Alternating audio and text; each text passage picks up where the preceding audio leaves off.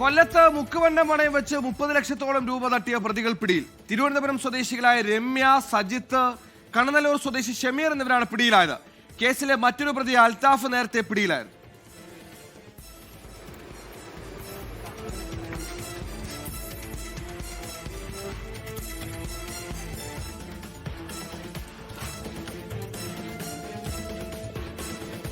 അവരെന്തായാലും ഇപ്പം ഇവിടെ രണ്ടുപേരും ഇവിടെ കൊണ്ടുവന്നു.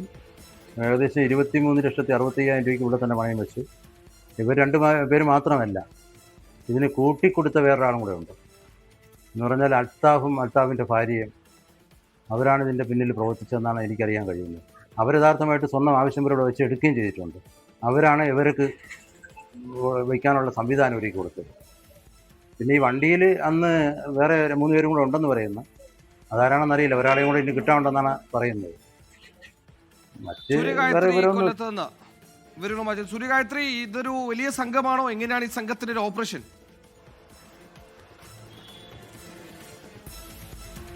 സുഹൈൽ, ഈ വ്യാജ ആധാർ കാർഡ് ഉപയോഗിച്ച് ഈ സ്വകാര്യ ധനകാര്യ സ്ഥാപനങ്ങളിൽ എത്തുകയും മുക്കുബണ്ടം പണയം വെച്ച് പൈസ തട്ടുകയുമാണ് ഈ പ്രതികൾ ചെയ്യാറുള്ളത്. അതിലെ പ്രധാനികളാണ് ഇപ്പോൾ പിടിയിലായിരിക്കുന്നത്. 30 ലക്ഷത്തോളം രൂപ ചിതറ ഭാഗത്ത് നിന്ന് മാത്രം ഒരു സ്വകാര്യ സ്ഥാപനത്തിൽ നിന്ന് തട്ടിയ കേസിലാണ് പ്രതികൾ പിടിയിലായിരിക്കുന്നത്.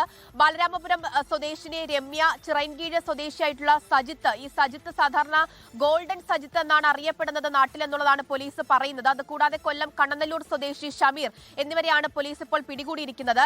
നേരത്തെ അൽത്താഫ് എന്ന് പറയുന്ന ഒരാളെ പോലീസ് പിടികൂടിയിട്ടുണ്ടായിരുന്നു.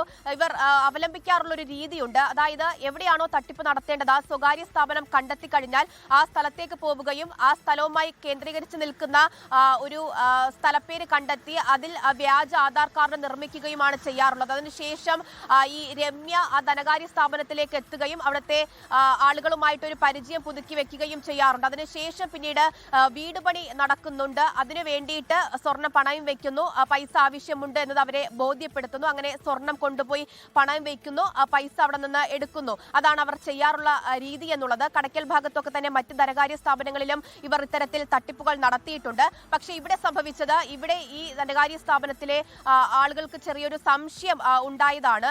അതായത് ആദ്യം സംശയം തോന്നി. അങ്ങനെ ഈ സ്വർണ്ണാഭരണങ്ങൾ, പണയ ഉരുപ്പടികൾ പരിശോധിച്ചു. പക്ഷെ അത് സ്വർണ്ണമാണ് എന്നുള്ളതാണ് ആദ്യം കണ്ടെത്തിയിട്ടുണ്ടായിരുന്നത്. അങ്ങനെ അവർക്ക് പൈസ കൊടുത്തു വിടുകയായിരുന്നു. പക്ഷെ പിന്നീട് ഈ പണയം വെച്ചത് മോഷണം മുതലാണോ എന്നുള്ള സംശയം ഉണ്ടാവുകയും അത്തരത്തിൽ ആധാർ പരിശോധന നടത്തിയപ്പോഴാണ് അത് വ്യാജ ആധാർ കാർഡാണ് എന്നുള്ളത് കണ്ടെത്തിയത്. അതിനുശേഷം പോലീസിൽ പരാതി നൽകുകയുമാണ് ചെയ്തിട്ടുണ്ടായിരുന്നത്. സമാനമായിട്ടുള്ള തട്ടിപ്പ് നടത്തിയതിൽ കടയ്ക്കൽ പോലീസ് സ്റ്റേഷനിലും 2 പരാതികൾ, ഈ കേസുകൾ ഈ പ്രതികൾക്കെതിരെ എടുത്തിട്ടുണ്ട് എന്നുള്ളതാണ്. എന്തായാലും വ്യാജ ആധാർ കാർഡ് നിർമ്മിച്ചതിൽ ഉൾപ്പെടെ കൂടുതൽ പേർക്ക് പങ്കുണ്ടെന്ന സംശയം പോലീസിനുണ്ട്. അതുകൊണ്ട് തന്നെ കൂടുതൽ പേരിലേക്കുള്ള അന്വേഷണം ഇപ്പോൾ പോലീസ് വ്യാപിപ്പിച്ചിട്ടുണ്ട് എന്നുള്ളതാണ് മനസ്സിലാക്കുന്നത്. സുഹൈൽ,